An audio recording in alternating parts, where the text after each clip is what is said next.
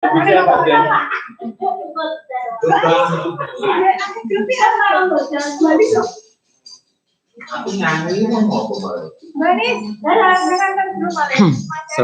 warahmatullahi wabarakatuh. Alhamdulillah wa syukurillah wassalatu wassalamu ala rasulillah. Asyhadu an la ilaha illallah wa asyhadu anna Muhammadan abduhu wa rasuluh la nabiyya ba'dah. Qala Allah ta'ala fi kitabihil karim, a'udzu billahi minasyaitonir rajim. Bismillahirrahmanirrahim. Ya ayyuhalladzina amanu kutiba 'alaikumusiyam kama kutiba 'alal ladzina min qablikum la'allakum tattaqun. Shadaqallahu 'azim. Anak-anakku sekalian, dimanapun berada yang bisa mengakses siaran ini, pertama-tama marilah kita aturkan puji syukur kita kehadirat Allah Subhanahu wa Ta'ala atas limpahan nikmat, limpahan karunia kepada kita semua, terutama nikmat iman Islam, ya. Sehingga sampai detik ini kita masih diberi hidayah oleh Allah untuk merasakan manisnya iman Islam. Mudah-mudahan dengan ungkapan rasa syukur ini, segala yang Allah limpahkan kepada kita, Allah akan lipat gandakan lagi, Allah akan tambah lagi, sehingga akan semakin banyak nikmat dan karunia yang Allah akan limpahkan kepada kita. Salawat serta salam tentu saja marilah selalu kita aturkan pada junjungan kita Nabi besar Muhammad SAW, suri tauladan luhur kita, terutama untuk meraih kebahagiaan kehidupan dunia dan kehidupan akhirat kelak. Anak-anakku sekalian, sebelumnya saya sampaikan permohonan maaf karena satu dua hal, ada kendala teknis dan sebagainya, maka untuk materi puasa baru bisa saya sampaikan sekarang, ya. Mudah-mudahan ke depan semua kendala, semua permasalahan bisa teratasi sehingga seluruh rangkaian kegiatan yang sudah direncanakan bisa terlaksana dengan baik. Anak-anakku sekalian, sebagaimana yang tercantum dalam jadwal kegiatan, saya akan berusaha menyampaikan materi tentang puasa. Puasa secara umum, ya. Dan kebetulan kita semua saat ini memang sedang berada di bulan puasa, bulan Ramadan yang penuh berkah. Tetapi sebenarnya dalam ajaran Islam, puasa itu tidak hanya puasa Ramadan saja, ya. Ada banyak macam puasa, ya. Tapi secara garis besar ada dua macam puasa, ada puasa wajib, ada puasa sunnah. Puasa yang intinya memang harus kita laksanakan sebagai umat Islam, kalau tidak kita berdosa. Tapi ada juga jenis-jenis puasa yang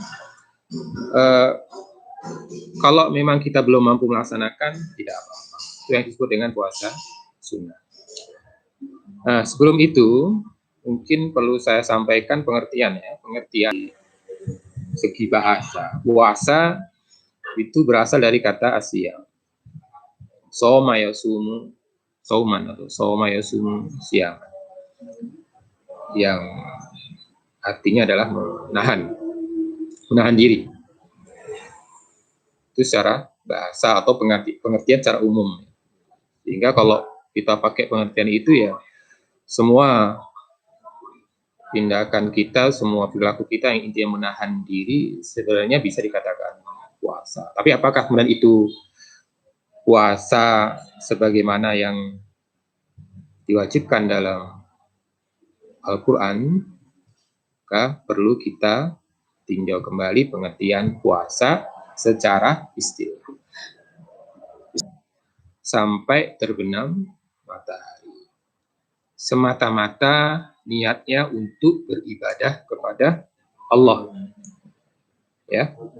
Yang terakhir ini justru yang paling penting, semata-mata untuk beribadah kepada Allah. Makanya dalam niat itu terakhir pasti semua bentuk ibadah yang dalam ajaran Islam, niatnya pasti terakhir itu lillahi ta'ala. Untuk memastikan sebenarnya bahwa apa yang kita lakukan itu akhirnya bernilai ibadah karena kita lakukan memang untuk lillahi. Ya. Jadi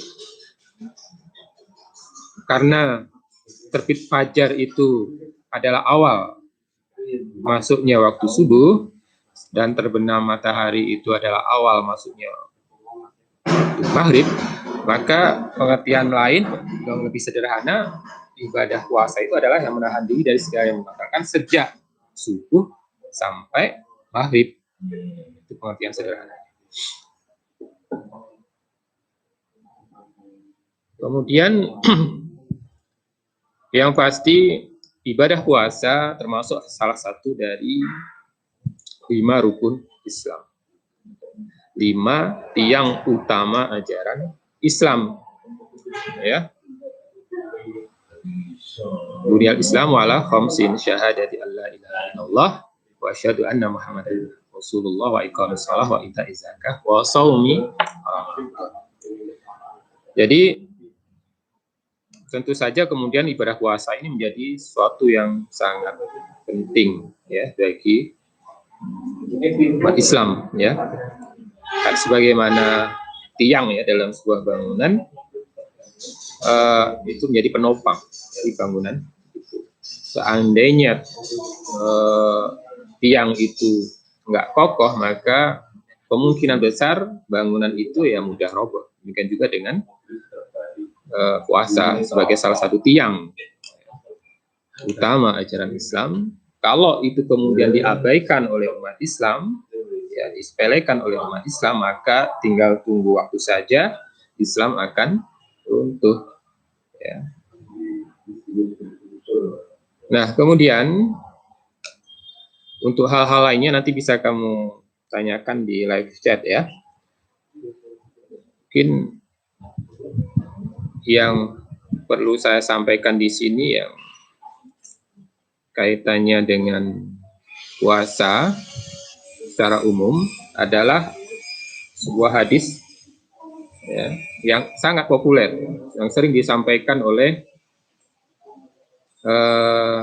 para penceramah kaitannya dengan sebenarnya peringatan, sebuah peringatan bagi kita yang sedang beribadah puasa.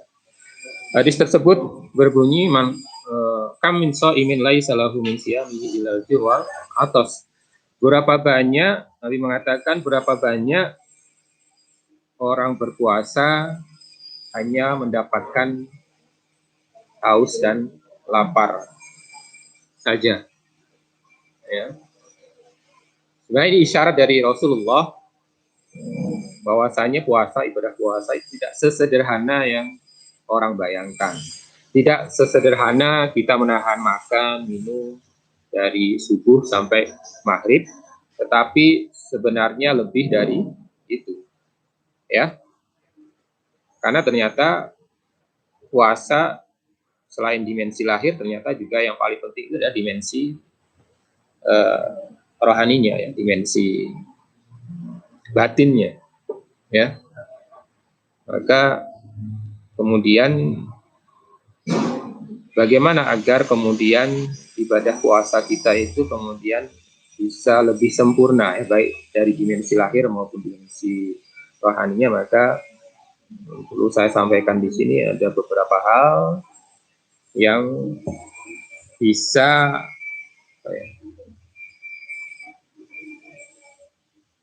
mengurangi kesempurnaan ibadah puasa kita.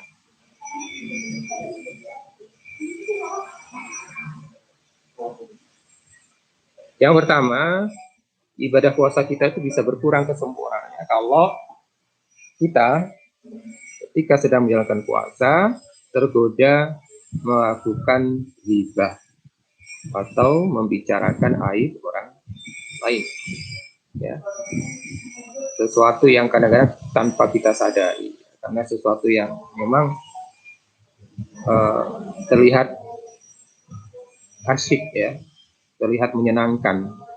Membicarakan orang lain itu kadang-kadang memang sesuatu yang menyenangkan, tapi kadang-kadang kemudian kita lepas kendali, ya, tidak hanya membicarakan baiknya seseorang itu, tapi kemudian akhirnya terjerumus membicarakan hal-hal yang nggak baik dari seseorang, yang itulah yang kemudian disebut dengan ghibah. Ya. Ghibah ini memang secara lahiriah tidak membatalkan puasa, ya. Puasa kita tetap sah, ya, secara lahiriah. Artinya kita nggak perlu mengganti puasa kita di hari yang lain, tetapi secara rohani, secara batin, secara keutamaan, secara pahala, gugur, ya, pahala kita. Akhirnya apa yang Rasulullah sampaikan itu menjadi kenyataan.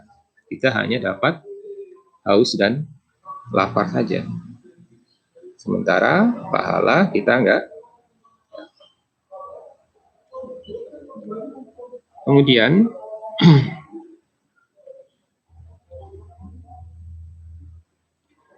yang lain yang juga bisa mengurangi keutamaan ibadah puasa kita adalah berbohong, ya, berbohong. Atau kalau sekarang lebih populer itu menyebarkan hoax, ya, kabar yang enggak benar. Yang ini juga kadang-kadang tanpa kita sadari, apalagi di zaman media sosial seperti ini, kadang-kadang tanpa kita sadari kita ada postingan yang menurut kita menarik, langsung kita share tanpa kita selidiki dulu apakah ini benar atau salah. Hingga ketika kemudian kabar yang kita share itu ternyata nggak benar, ya, maka bisa masuk kategori kita menyebarkan kabar bohong. Itu juga bisa mengurangi kesempurnaan ibadah puasa kita. Yang lainnya ini ini lagi adalah misalnya mengadu domba, ya. Ini lebih parah lagi. Memang kalau ini mungkin sudah diniatkan. Kalau tadi mungkin ada unsur tidak sengajaan dan sebagainya, tapi kalau sudah mengadu domba itu ada unsur sengajaan. Ini lebih parah lagi. Tapi sekali lagi, selama dia nggak makan, nggak minum, atau melakukan hal-hal yang batal puasa, puasanya tetap sah, nggak batal. Tapi sekali lagi secara batin, ya, secara keutamaan atau secara pahala gugur, ya, nggak ada apa-apa soal tersebut. Kemudian yang bisa juga mengurangi kesempurnaan ibadah puasa kita adalah riya, ya. Sifat riya itu ingin dipuji, ya, melakukan suatu kebaikan tapi niatnya agar dapat pujian dari orang lain. Ini juga kadang-kadang tanpa kita sadari, ya. Kita harus hati-hati.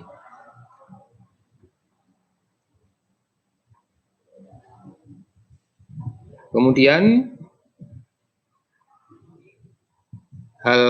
hal yang lain, kalau kita mau kaji kembali, saya juga masuk dalam kategori ini adalah misalnya, ya, kita lupa menjaga pandangan kita, ya. Kita nggak menjaga pandangan kita dari hal-hal yang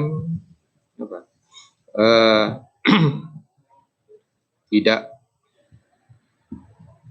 sopan, ya, misalnya, atau tidak menjaga pandangan kita dari sesuatu yang mendekati zina. Ini juga bisa secara nggak langsung bisa mengurangi keutamaan ibadah puasa kita. Walaupun secara lahiriah sekali lagi puasanya tetap tidak batal. Ya, ini beberapa hal yang mungkin bisa saya sampaikan kaitannya dengan hal-hal yang bisa mengurangi keutamaan ibadah. Dengan harapan, ya, sesuai dengan tema Pondok Ramadan kita kali ini, yaitu bersama meraih kemenangan. Dengan kita lebih mengenali hal-hal yang bisa mengurangi kesempurnaan ibadah puasa kita sejak awal, maka insya Allah pada akhirnya kita bisa bersama-sama, ya, meraih kemenangan di penghujung ibadah puasa Ramadan. Ya.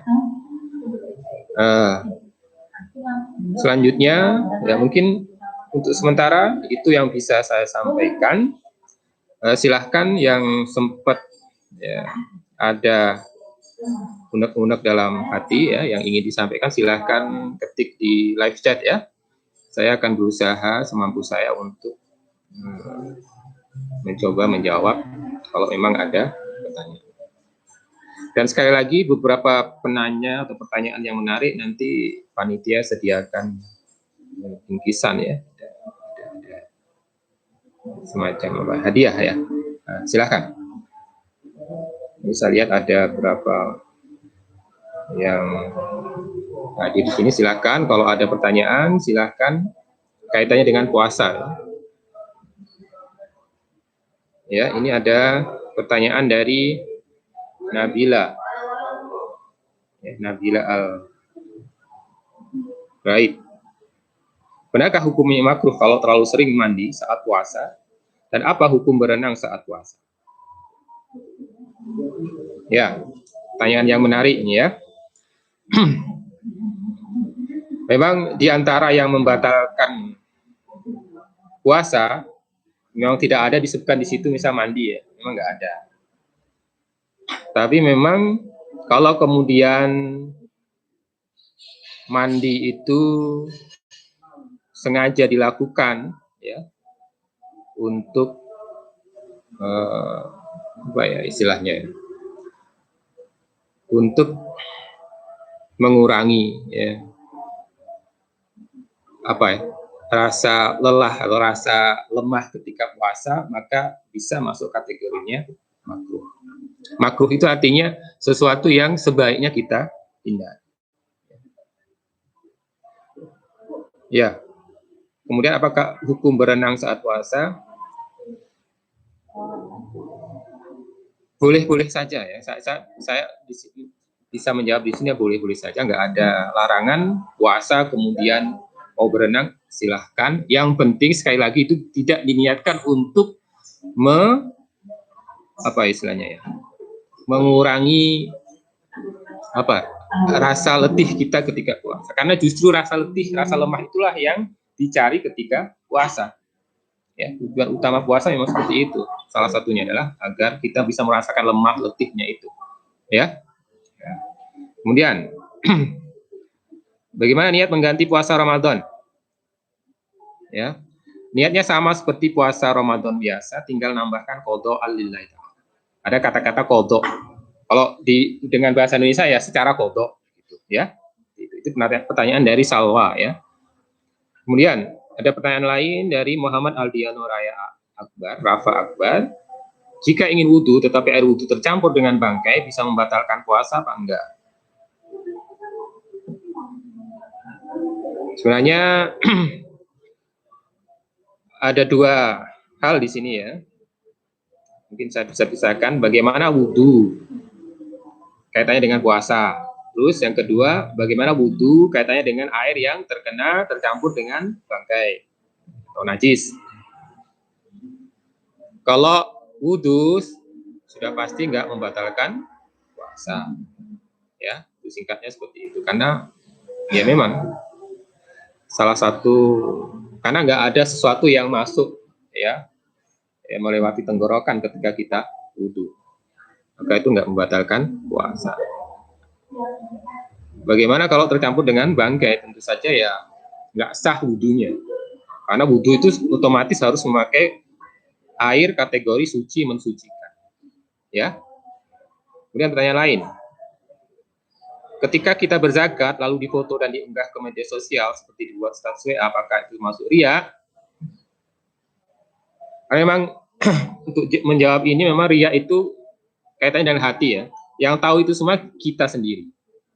Ya, maka kita bisa menilai diri kita sendiri apakah memang niat kita mengunggah menjadi status WA itu memang niatnya untuk pamer agar orang lain memuji kebaikan kita atau enggak. Itu yang menentukan apakah itu riya atau enggak. Kalau enggak ada niatan itu ya insya Allah bukan riya. Bisa jadi itu masuk kategori syiar. Ya. Jadi semuanya kembali ke kita. Ya. Karena namanya penyakit hati. Hati itu kan yang tahu ya, yang punya hati itu sendiri dan Allah ya. Maka apakah ya ketika mengupload ya status zakat atau atau ibadah lain lah ya di media sosial, apakah itu masuk riya dan atau bukan, itu sekali lagi kembali ke diri kita masing. Kalau memang diniatkan untuk agar orang lain memuji kebaikan kita, ya itu masuk kategori ya. Kemudian bagaimana hukum sikat gigi dan mencicipi makanan walaupun tidak ditelan saat puasa? Untuk sikat gigi selama memang tidak tertelan, yaitu tidak membatalkan puasa. Tapi memang ada sebagian pendapat menyatakan kalau itu dilakukan setelah zuhur atau setelah matahari lengser ke barat itu makruh ya. Tapi kalau pagi hari tidak. Mencicipi makanan walaupun tidak ditelan saat puasa, ini pun juga ada perbedaan pendapat, tapi intinya selama memang tidak sampai tertelan ya, itu tidak membatalkan puasa ya. Tetapi kalau menurut saya lebih baik menghindari. Jadi kalau ingin sikat gigi sebaiknya setelah sahur itu, atau kalau ingin mencicipi masakan ya, kita minta tolong, mungkin ada di antara teman kita yang sedang tidak berpuasa, bisa kita minta tolong. Kemudian, apakah hukumnya berwudu tanpa berkumur saat berpuasa? Ya tidak apa-apa ya, karena berkumur dalam wudu itu termasuk sunnah ya, amalan sunnah ya. Yang wajib atau yang rukun kan hanya membasuh niat, terus membasuh muka, membasuh tangan, mengusap bagian kepala, terus kemudian membasuh kaki ya. Di luar itu semuanya masuk kategori sunnah. Maka kalau kemudian kita memang ingin menjaga puasa kita, kemudian kita nggak berkumur ketika wudu, maka tidak apa-apa. Kemudian apa hukumnya ya, ini dari Farelino ya, Farel. Apa hukumnya kalau kita membatalkan puasa dengan sengaja? Dan apakah ada neraka yang tersendiri ya untuk perbuatan itu? Nah, ini hati-hati ya, ini pertanyaannya bagus. Kalau kita membatalkan puasa tanpa alasan yang dibenarkan oleh agama, maka itu masuk kategorinya adalah apa ya? Selain batal puasanya juga kita mendapat hukuman dalam bentuk puasa kafaroh. Ya, maka harus hati-hati. Puasa kafaroh itu puasa yang memang sebagai sebuah bentuk hukuman ya, karena kita sengaja membatalkan puasa tanpa suatu alasan yang dibenarkan oleh ajaran agama. Kemudian apakah ada neraka tertentu untuk orang yang seperti itu? Nggak ada ya. Intinya nggak ada. Yang pasti itu termasuk dosa ya kalau kita tidak segera bertaubat kepada Allah dan membayar dengan dalam bentuk puasa kafarah. Kemudian Bagaimana hukumnya menggabung puasa wajib dan puasa sunnah? Sejauh yang saya pahami, yang pernah saya baca, nggak bisa ya menggabung puasa wajib dan puasa sunnah. Puasa wajib sendiri, puasa sunnah sendiri. Ya. Kemudian, apakah saat puasa kita tidur seharian itu bisa membatalkan puasa kita? Jawabannya tidak, ya, cuman mengurangi keutamaan puasa kita. Ada satu hadis ya yang menarik kaitan dengan tidur ini. Naumus shaim ibadatun. Tidurnya orang puasa itu masuk kategori ibadah. Tetapi sebenarnya yang bisa dipahami dari hadis ini sebenarnya bukan berarti kemudian kita niat seharian tidur terus ya sampai berbuka misalnya, tidak seperti itu. Tidur dalam kategori ini ada tidur puasa yang kemudian didapat pahala, itu artinya tidur yang dilakukan untuk menghindari maksiat ya. Artinya daripada berbuat yang nggak baik, lebih baik tidur. Nah, tidurnya itu masuk kategori ibadah. Tapi sekali lagi itu tidak membatalkan puasa ya, kalau memang ada yang berbuat seperti itu. Kemudian 1-2 pertanyaan lagi ya sebelum kita akhiri siaran kita hari ini. Apakah boleh saat puasa Syawal diniatkan sebagai pengganti puasa Ramadan? Sejauh yang saya pahami ya, aku tidak bisa ya. Ya, sebisa mungkin wajibnya dulu ya, puasa wajib. Kalau memang ada hutang ya, selesaikan dulu hutangnya. Karena puasa Syawal itu tidak harus dilaksanakan di awal-awal bulan Syawal ya, tetapi kapanpun ya, 6 hari selama bulan Syawal ya. Jadi nggak bisa digabung antara puasa Ramadan ya, puasa qadha tadi dengan puasa pisah. Puasa Syawal sendiri, puasa Ramadan sendiri. Ya, satu lagi terakhir ini ya.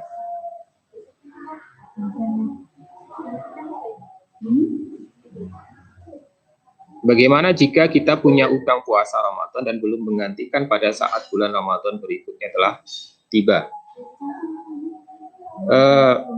Sejauh yang saya baca, yang saya pahami, ada 2 ini pendapat. Yang pertama, tetap mengganti sejumlah yang dia tinggalkan itu kapanpun itu ya, mau di Ramadan kedua, ketiga. Tapi ada juga yang mengatakan bahwa setiap kali kita menunda Ramadan satu sampai Ramadan berikutnya itu dikalikan 2 gitu, jadi double gitu. Kalau tahun ini punya hutang 2 hari, tapi kemudian sampai akhir tahun, sampai puasa lagi belum sempat bayar, maka tahun berikutnya jadi 4 hari. Pendapat mana yang paling ini, Allahu a'lam ya. Itu sejauh yang saya pahami. Mungkin nanti Ustadz aku atau bisa lebih ini sejauh yang saya pahami. Maka sebaiknya ya jangan menunda-nunda ya. Kalau memang Allah masih kasih kesempatan di tahun ini misalnya untuk membayar hutang puasa, maka segera tunaikan ya.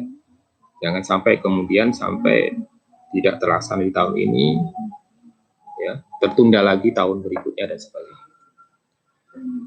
Ya, sebenarnya masih ada beberapa pertanyaan, tapi karena waktu, singkatnya waktu, maka mungkin bisa kita jawab mungkin ketika kita bertemu di kelas ya, mungkin bisa nanti disampaikan lagi, atau ketika bertemu dengan guru-guru lain ketika membahas tentang tema tersebut. Anak-anakku sekalian, dimanapun kalian bisa mengakses siaran ini, sekali lagi mungkin hanya itu yang bisa saya sampaikan. Mudah-mudahan bisa menambah sedikit wawasan kita tentang puasa, dan mudah-mudahan di ujung ya, bulan Ramadan ini kita semakin bisa meningkatkan kesempurnaan ibadah puasa kita, sehingga pada akhirnya di ujung di ujung bulan Ramadan kita benar-benar bisa bersama-sama meraih kemenangan yang kita idamkan.